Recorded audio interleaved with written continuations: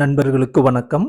நண்பர்களே, இன்று நாம் காண இருக்கின்ற காணொளியானது இந்தியா, இஸ்ரேல் இவர்களுக்கிடையேயான உறவு எவ்வளவு பலமானது என்பதை பார்க்க இருக்கின்றோம். நண்பர்களே, இந்தியா, இஸ்ரேல் 1950 செப்டம்பர் 17 அன்றுதான் இவர்கள் இரு நாடுகளுக்கிடையேயான அந்த உறவானது அங்கீகரிக்கப்பட்டது. அதாவது இஸ்ரேல் என்ற நாட்டை இந்தியா அங்கீகரித்து கொண்டது. சரிங்களா? அடுத்து 1992 ராஜதந்திர உறவு. இந்தியா, இஸ்ரேல் 1992ஆம் ஆண்டு தான் அவர்களோடு நல்ல ஒரு புரிதல் கண்டு அந்த நாட்டோடு பலவிதமான ஒப்பந்தங்களை மேற்கொண்டு வர்த்தகம், பொருளாதாரத்திலே தங்களுடைய ஈடுபாட்டை காட்டியது இந்த வருடம் முதல்தான். அடுத்ததாக நண்பர்களே, இந்தியா, இஸ்ரேல் அப்படின்னு பார்க்கும்போது பாதுகாப்பு தொடர்பாக பார்க்கும்பொழுது பார்த்தீங்கன்னா, இஸ்ரேல் நாடு நம் நாட்டிற்கு பாதுகாப்பு தளவாடங்களை ஏற்றுமதி செய்வது 42.1%. இந்தியா பல்வேறு நாடுகளிடம் பாதுகாப்பு தளவாடங்களை பெற்றாலும் இஸ்ரேல் நாட்டிடம் மட்டுமே 42.1% பாதுகாப்பு தளவாடங்களை இறக்குமதி செய்து கொள்கிறது. அடுத்து பாருங்க, டெல் அவிவ். டெல் அவிவ்ன்றது இஸ்ரேல் நாட்டுடைய இரண்டாவது மிகப்பெரிய பொருளாதார நகரம். சரி நண்பர்களே, இஸ்ரேல் நாட்டுடைய தலைநகரத்தை சொல்லுங்க பார்ப்போம். ஜெருசலேம். சரிங்களா?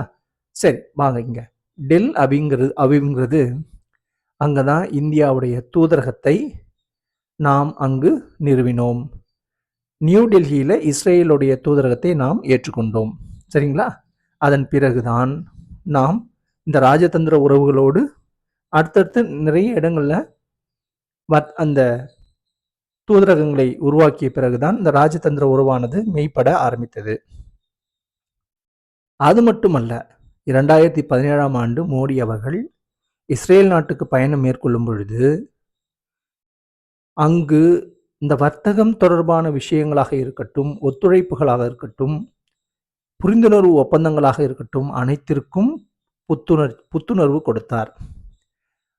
அதே அடுத்த ஆண்டு 2018ஆம் ஆண்டு நெத்தன்யாகு அப்படிங்கிற இஸ்ரேல் நாட்டோட பிரதமர் நம் நாட்டிற்கு வந்தார். அதன் பிறகு இரு நாடுகளுக்கிடையேயான அந்த உறவானது மேலும் வலுப்பெற்றது. எடுத்துக்காட்டுக்கு சொல்கிறேன் பாருங்க, ஐஐஏபி. ஐஐஏபின்றது வேற ஒன்றும் இல்லைங்க, India Israel agriculture action plan.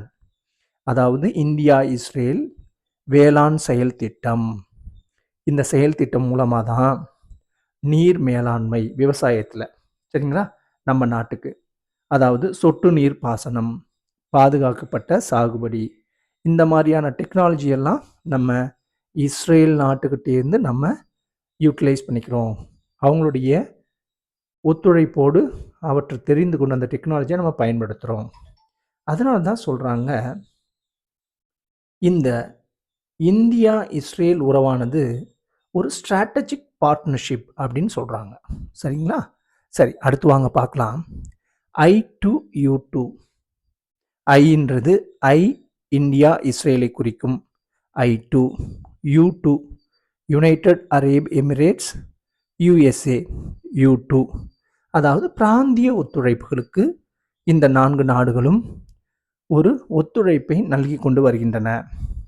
சரி நண்பர்களே, அடுத்து வாங்க, இந்த நீர் மேலாண்மையாக இருக்கட்டும், சொட்டு நீர் பாசனமாக இருக்கட்டும், பாதுகாக்கப்பட்ட சாகுபடியாக இருக்கட்டும், இது மட்டும்தானுங்களா? இல்லை இந்த பாதுகாப்பு தளவாடங்கள் இது மட்டும்தான் அவங்களோட உறவா அப்படின்னு பார்த்தீங்கன்னா, உயர் தொழில்நுட்பங்கள், எரிசக்தி போன்ற விஷயங்களிலும் இந்தியா இஸ்ரேல் இடையே நல்ல உறவு கொண்டுள்ளது.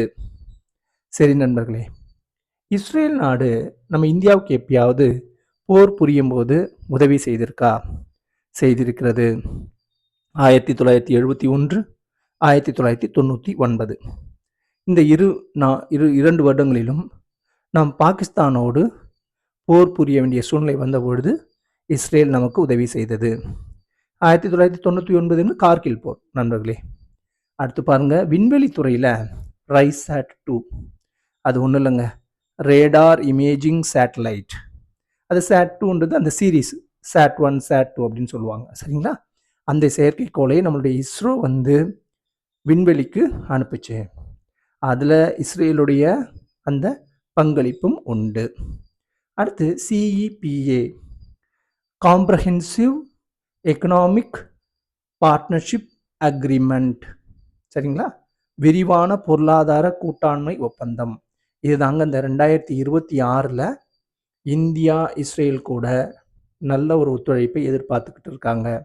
அப்போ தான் FTA பண்ண முடியும், ஃப்ரீ ட்ரேடிங் பண்ண முடியும், ஃப்ரீ ட்ரேடிங் அக்ரிமெண்ட் பண்ண முடியும் அப்படின்னு சொல்லிட்டு இப்போது வர இந்தியாவும் இஸ்ரேலும் நல்ல ஒரு புரிந்துணர்வோடு, நல்ல ஒரு கூட்டாண்மையோடு, நல்ல ஒரு நட்போடு வாழ்ந்து கொண்டிருக்கின்ற ஒரு நட்பு நாடாக உள்ளது. சரிங்க நண்பர்களே, இத்தோடு இந்த காணொலியை நான் முடித்துக் கொள்கிறேன். நண்பர்களே, இந்த அனைத்து விஷயங்களையும் குறித்து கொள்ளுங்கள். உங்களுடைய நண்பர்களுக்கும் இந்த வீடியோவை ஷேர் பண்ணுங்கள், சப்ஸ்கிரைப் பண்ணுங்கள். நீங்கள் வந்து கொடுக்கின்ற அந்த ஆதரவு மூலியமாக நான் மேலும் என்னுடைய கருத்துக்களை பதிவிட எனக்கு ஊக்கமாக இருக்கும். நன்றி நண்பர்களே, வணக்கம்.